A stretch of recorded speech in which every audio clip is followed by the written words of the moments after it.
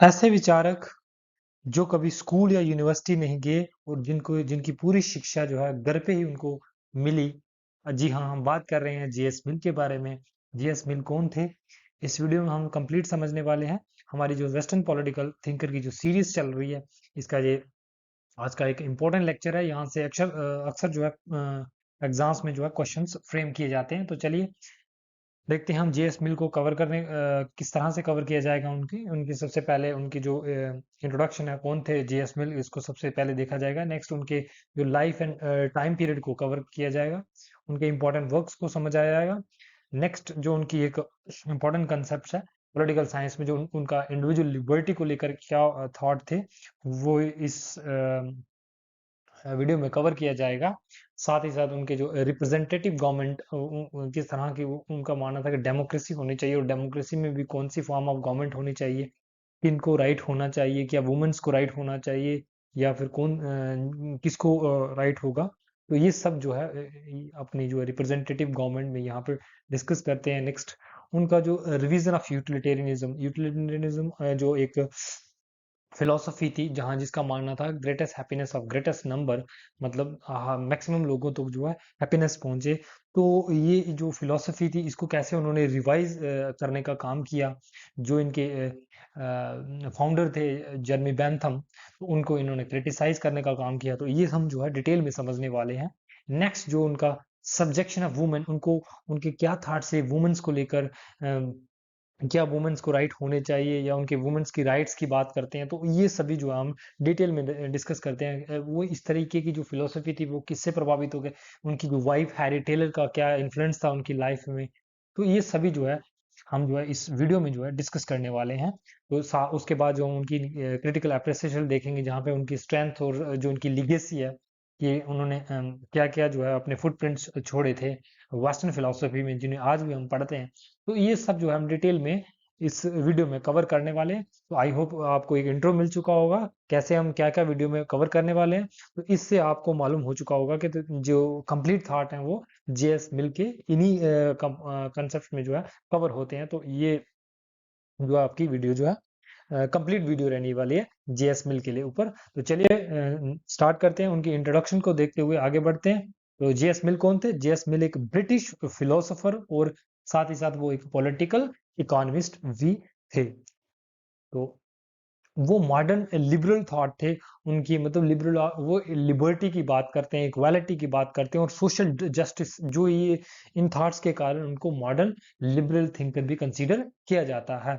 वो social reforms की बात करते हैं, वो एक जस्ट सोसाइटी की बात करते हैं, इक्वालिटी होनी चाहिए समाज में, और वुमेन्स राइट्स की भी बात करते हैं। तो इस ये जेएस मिल के जो है ये थॉट जो है इन्हीं पॉइंट्स के इर्द गिर्द जो है रिवॉल्व करते हैं। आइए उनके लाइफ और टाइम पीरियड को समझ लेते हैं। अभी मैंने आपको इंट्रो में भी बताया कि वो उन्होंने कभी भी जो है एक फॉर्मल एजुकेशन को रिसीव नहीं किया स्कूल में या फिर यूनिवर्सिटी में। उनकी पूरी शिक्षा जो है घर पे उनको प्राप्त हुई, और एक इंटेलेक्चुअल उनकी हाई लेवल की एक थिंकिंग थी। तो ये कैसे थिंकिंग डेवलप हुई, किसका उनकी जिंदगी में इन्फ्लुएंस था, आइए समझते हैं।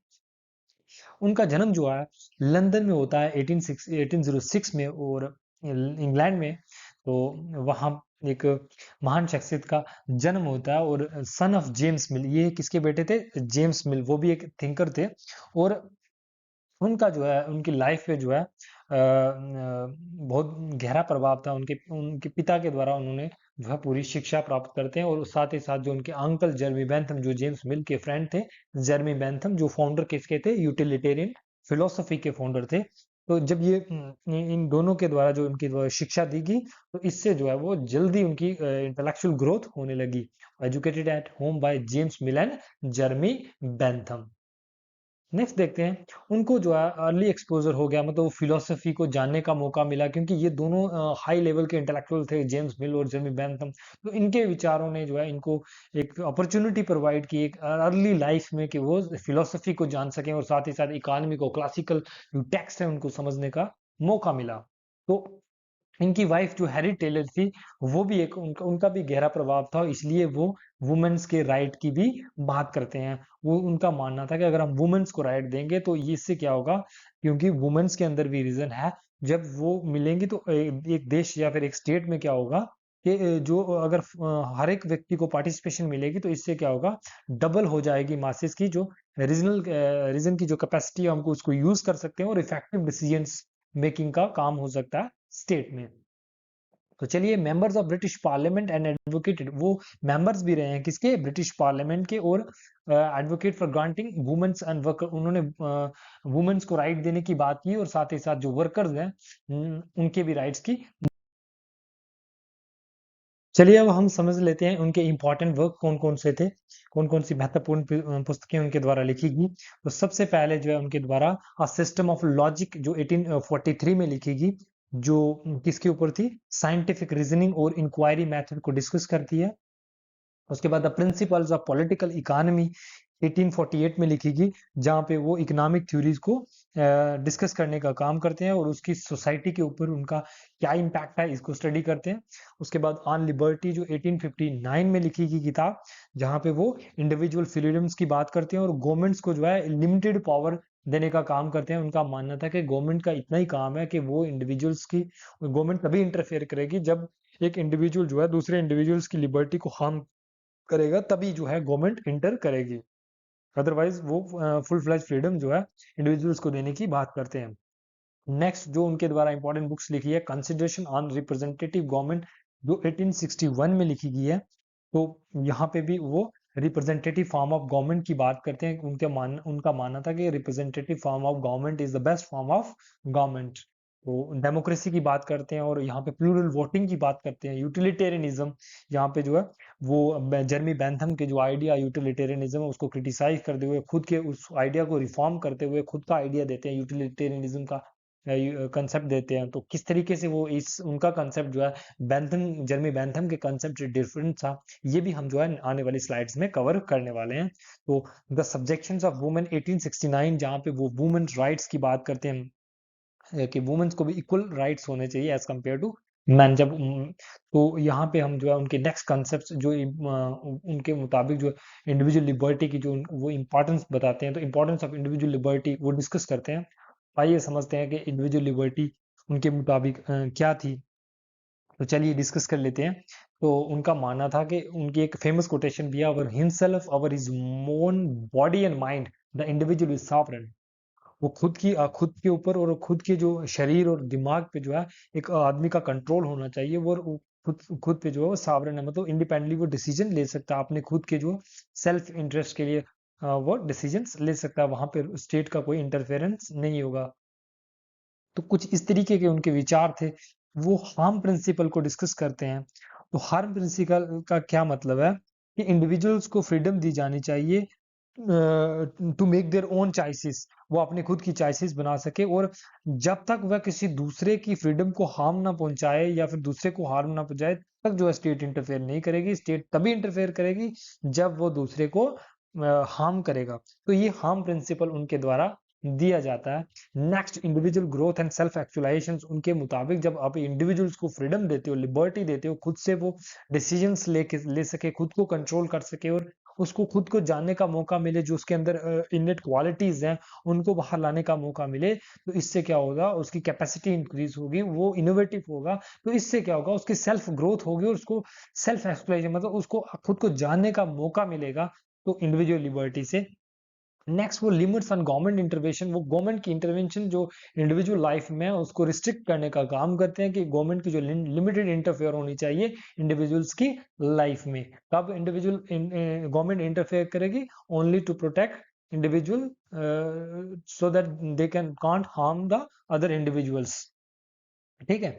उनके मुताबिक तीन इंपॉर्टेंट लिबर्टीज हैं जो एक हर इंडिविजुअल्स के पास होनी चाहिए। कौन सी, liberty of thought and expression, मतलब अपने विचारों को रखने, सामने रखने का मौका मिलना चाहिए, और लिबर्टी खुद से कोई काम करने का, लिबर्टी ऑफ एक्शन होनी चाहिए, और लिबर्टी ऑफ एसोसिएशंस, और एक्शन भी इतनी आजादी होनी, उसके ऊपर रिस्ट्रिक्शन भी है। अगर वो दूसरे किसी को हार्म करने का, दूसरे इंडिविजुअल्स की लिबर्टी को अगर रिस्ट्रिक्ट करने का काम कर रही है तो वहां पे जो है रिस्ट्रिक्शंस होना अनिवार्य है। यहाँ पे वो रिस्ट्रिक्शन भी लगाने का काम करते हैं।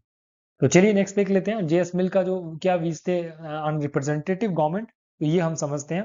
तो जो जर्मी बेंथम थे, सॉरी जेएस मिल थे, जॉन स्टुअर्ट मिल, वो किसके थे? Supporter of representative democracy. वो रिप्रेजेंटेटिव डेमोक्रेसी के सपोर्टर थे, मतलब कहने का मतलब डेमोक्रेसी को सपोर्ट करते थे। और उनके मुताबिक जो है वॉइस ऑफ द पीपल जो है उसको क्या किया जाना चाहिए? रिप्रेजेंट किया जाना चाहिए। डिसीजन मेकिंग में क्या होनी चाहिए? मैक्सिमम पार्टिसिपेशन होनी चाहिए। तो ये कभी कब होगी? जब ज्यादा से ज्यादा लोग तो ये रिप्रेजेंटेटिव गवर्नमेंट में जो है पॉसिबल है। तो उनका मानना था कि पॉलिटिकल पार्टिसिपेशन होनी चाहिए। रियल डेमोक्रेसी तभी आएगी जब पॉलिटिकल पार्टिसिपेशन होगा। तो मतलब पॉलिटिकल पार्टिसिपेशन को इम्प्रूव करने के लिए जोर देते हैं। Next, expansion of franchise. उनका मानना था कि फ्रेंचाइज मतलब जो राइट टू चूज या फिर राइट टू वोट जो है वो जो है ज्यादा से ज्यादा लोगों के पास होना चाहिए। इवन के वुमेन्स के पास भी होना चाहिए। यहाँ पे वो वुमेन्स को जो है राइट्स ग्रांट करने के लिए ये सपोर्ट करते हैं।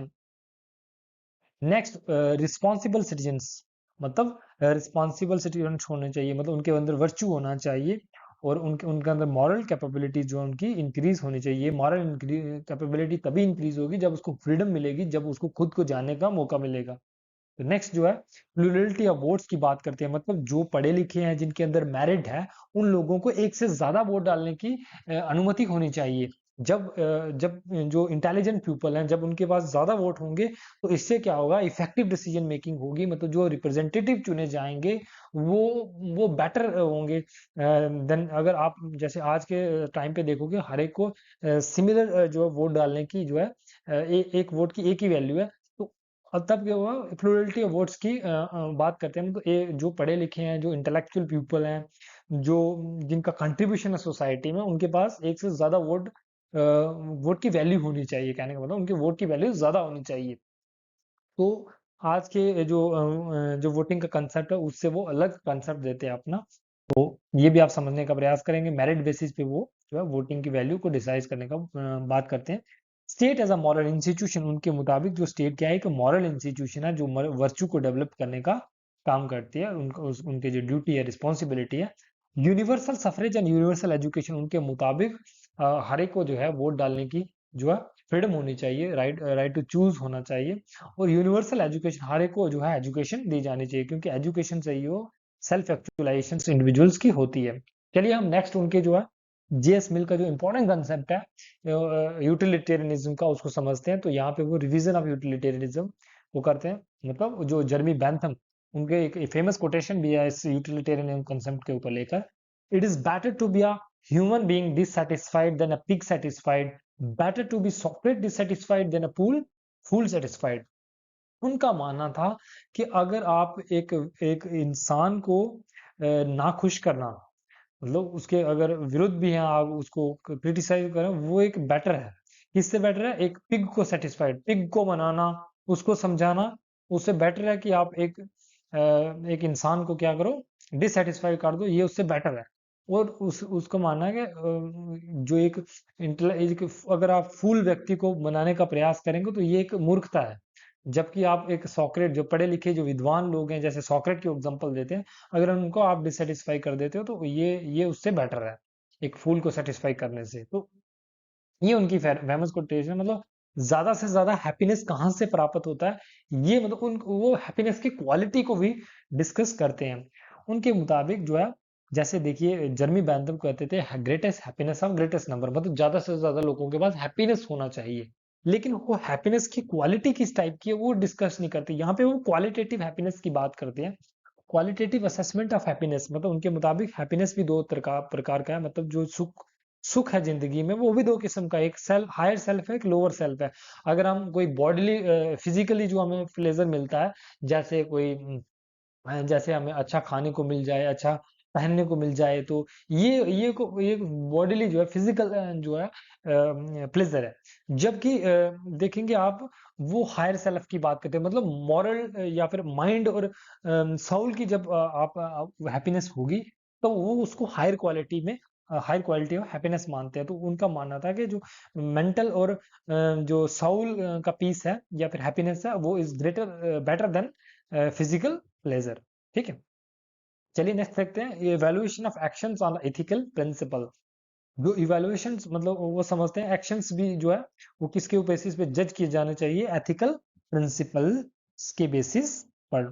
तो यहाँ पे दो किस्म के एक्शंस की बात करते हैं, moral as well as physical. जो मॉरल है वो क्या है, वो हायर क्वालिटी है, उनकी बेटर क्वालिटी है देन फिजिकल एक्शन से लेकर।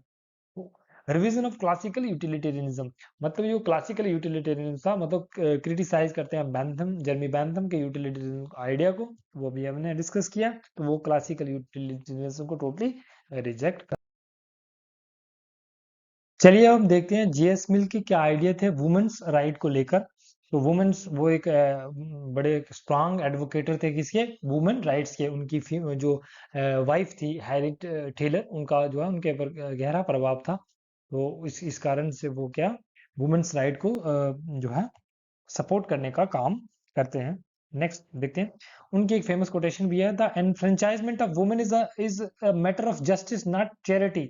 हम अगर वुमेन्स को राइट दे रहे हैं तो एक एक दान नहीं है, एक दया नहीं है, ये एक उनका मैटर ऑफ जस्टिस है, मतलब उनका राइट है। कहने का मतलब है वो वुमेन्स राइट को एडवोकेट करने का काम करते हैं। उनके मुताबिक सोसाइटी में जस्टिस तभी आएगा जब वुमेन्स को राइट होगा। तो वुमेन्स के राइट से क्या बेनिफिट है सोसाइटी को, इससे क्या होगा, रैशनल फॉर इक्वालिटी।